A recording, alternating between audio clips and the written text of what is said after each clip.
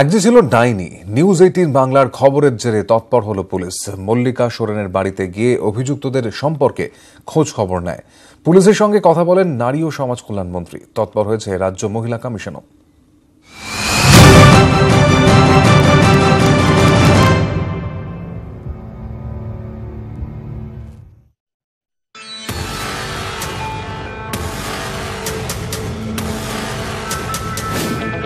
News 18 বাংলার খবরের জের। আমাদের খবর দেখার পর তারপর কি প্রশাসনিক দপ্তর থেকে এসেছিল? হ্যাঁ এসেছিল, পোলবার থানার দুজন এসেছিল। এসে বললো যে কোথায় গেল, বাড়িতেই সবাই ছিলাম। দিয়ে বলছে তাহলে তোমার শ্বশুর বাড়ির নাম কি? বলছি কামরায়। বলছে তাহলে ওদের পুরো পরিবারটার নাম কি?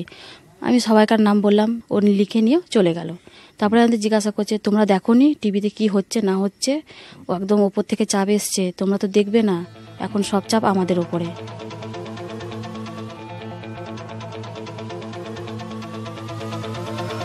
পুলিশের সঙ্গে কথা বললেন নারী ও সমাজ কল্যাণ মন্ত্রী শশী পাঁজা। আপনাদের মিডিয়ার মাধ্যমে এই খবরটা আমার নজরও এসছে গতকালকে রাত্রিরে। আমি হুগলি জেলার এসপির সঙ্গে কথা বলে নেব। ইতিমধ্যে উমেন্স কমিশনের সঙ্গে আমার কথা হয়েছে এবং উমেন্স কমিশনের সভানেত্রী চেয়ারপারসন বলেছেন যে তাদের কাছেও লিখিত অভিযোগ কিছু আসেনি, কিন্তু তারা যেটা করবেন তাই, যেহেতু তারাও সংবাদ মাধ্যমেই দেখেছে আপনাদের চ্যানেলেতে, ওনারা সিউমোটো এই বিষয়টা কমপ্লেনটা নিয়ে তদবির করবেন। সোমবার সকাল থেকে নিউজ 18 বাংলায় দেখানো হয়েছে হুগলির পোলবার মল্লিকা সোরেনের লড়াইয়ের কাহিনী। ভালোবেসে বিয়ে করেছিলেন মল্লিকা, কিন্তু অভিযোগ তার স্বামী শ্বশুর বাড়ি থেকে টাকা না পেয়ে মল্লিকাকে ডাইনি অপবাদে অত্যাচার শুরু করে, বাড়ি থেকে তাড়িয়ে দেয়। এত অপমানের পরেও মল্লিকা হার মানেননি, হারিয়ে যাননি। এ খবর দেখার পর তৎপর হয়েছে রাজ্য মহিলা কমিশনও। আমরা তো জানলামই, আমরা আরো ঠিকানা ইত্যাদি ডিটেইলস জেনে আমরা নিজেরাই যোগাযোগ করব এবং এর যথেষ্ট প্রতিবিধান যা হওয়া উচিত। এটা তো মারাত্মক রকম অন্যায়, এটা তো হয় না। চোখের জল মুছে মল্লিকার এখন একটাই দাবি, বিচার চাই। যে স্বামী ডাইনি অপবাদ দিয়ে মারধর করেছে তার শাস্তি চাই। নিউজ 18 বাংলা।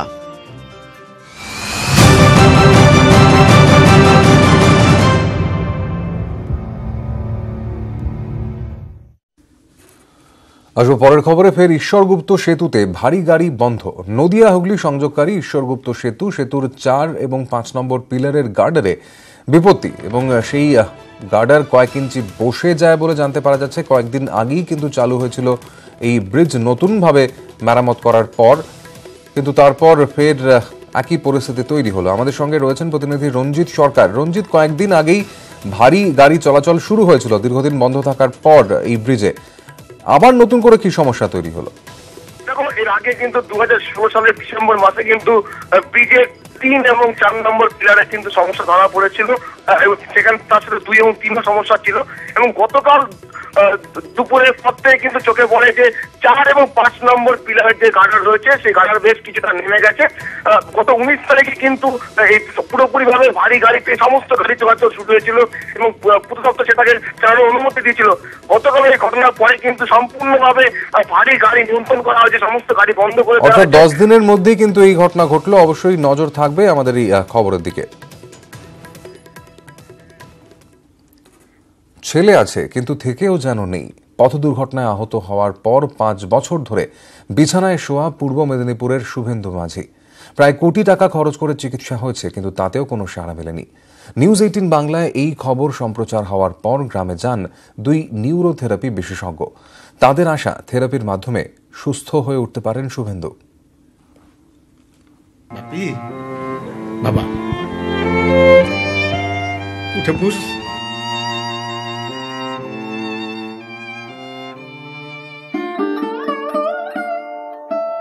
গত 5 বছর ধরে দিন রাত মা বাবার শুধু একটাই আরতি, একবার যদি ছেলেটা উঠে বসে। পূর্ব মেদিনীপুরের জগন্নাথপুরের শুভেন্দু মাঝি দুর্ঘটনার জেরে শয্যাশায়ী। নিউজ 18 বাংলায় খবর প্রচারিত হওয়ার পরেই সোমবার গ্রামে যান 2 নিউরোথেরাপি বিশেষজ্ঞরা। শুভেন্দুকে পরীক্ষা করে দেখেন তারা। অসুস্থ শুভেন্দু মাঝির খবর সম্প্রচারিত হয়েছিল নিউজ 18 বাংলার খবরে, আর তারপরেই সেই খবর দেখার পরই পৌঁছে গেছেন এই চিকিৎসক দল, যারা চাইছেন যে সুস্থ হয়ে উঠুক শুভেন্দু মাঝি। 2014 সালে মোটরবাইকে বিয়ে বাড়ি থেকে ফেরার সময় হলদিয়া মেচেদা রাজ্য সড়কে দুর্ঘটনা ঘটে শুভেন্দু মাঝির। একমাত্র ছেলে শুভেন্দুকে নিয়ে অনেক স্বপ্ন ছিল মা বাবার। ছেলে ইঞ্জিনিয়ারিং পাশ করে হলদিয়াতে চাকরিও পান, বিয়ে করেন। 2014 সালে বাবাও হন শুভেন্দু, আর সে বছরই ভয়ঙ্কর পথ দুর্ঘটনা। তারপর থেকে বিছানায় শুয়ে শুভেন্দু, নিথর, জ্ঞানহীন। চিকিৎসার অনেক ব্যবস্থা হয়েছে, কিন্তু প্রায় কোটি টাকা খরচ হয়ে গেলেও সাড়া দেননি শুভেন্দু। ছেলের যন্ত্রণা সহ্য করতে না পেরে গত 23 জানুয়ারি জন্মদিনেই স্বেচ্ছামৃত্যুর জন্য মুখ্যমন্ত্রীকে চিঠি লেখেন শুভেন্দুর বাবা মা। তাদের ভেঙে পড়ার মাঝেই আশার আলো নিয়ে বাড়িতে হাজির 2 নিউরোথেরাপি বিশেষজ্ঞ। তাদের আশ্বাস, চিকিৎসা হলে সুস্থও হয়ে উঠতে পারেন শুভেন্দু। যদি নিউজ বাংলা 18 না জানাতো তাহলে হয়তো আমিও দেখতাম না, হয়তো এই খবরটা না পেয়ে আমি হয়তো এখানে আসতে পারতাম না। আমাদের শুভকামনা সবসময় ওর পাশে থাকবে এবং বাবা মার সঙ্গে তো অবশ্যই আমরা আছি। প্রাথমিকভাবে শুভেন্দুর শরীরে মিলেছে স্পন্দন, তাতেই তিল তিল করে মৃত্যু পথযাত্রী শুভেন্দুকে নিয়ে আশার আলো দেখছেন তার বাবা মাও। চ্যানেলে তো খবর পাওয়ার পরেই তো প্রচুর খবর আসছে, নানা রকম আসছে, ওনারাও আসছেন, ডাক্তারবাবুরাও চলে আসছেন, এসে দেখছেন, দেখে টেকে বলছে তো ভালো হবে, সুস্থ হয়ে উঠুক, ফিরে আসুক একটু। ওনাদের প্রতি বিশ্বাস করে আশা আছে যে হ্যাঁ ছেলেটা ভালো হয়ে উঠুক। আমরা তো 5 বছর ধরে করলাম সব ছেলে, কোনো ডাক্তারই তো যে ভালো হবে সেটা আশা দেয়নি, আর বিশ্বাস আছে যে ওনারা ঠিক করবে। একসময় শুভেন্দুর বাবা মা সব আশা ছেড়ে দিয়েছিলেন। ছেলের স্বেচ্ছা মৃত্যুর পর অঙ্গদানের সিদ্ধান্তও নেন তারা। এবার কলকাতায় চিকিৎসা করালে যদি সত্যিই ভালো হয়ে ওঠে ছেলে, সেই আশাতেই দিন গুনছেন শুভেন্দুর বাবা মা। পূর্ব মেদিনীপুর থেকে ক্যামেরায় প্রদীপ কুমারের সঙ্গে সুজিত ভৌমিকের রিপোর্ট, নিউজ 18 বাংলা।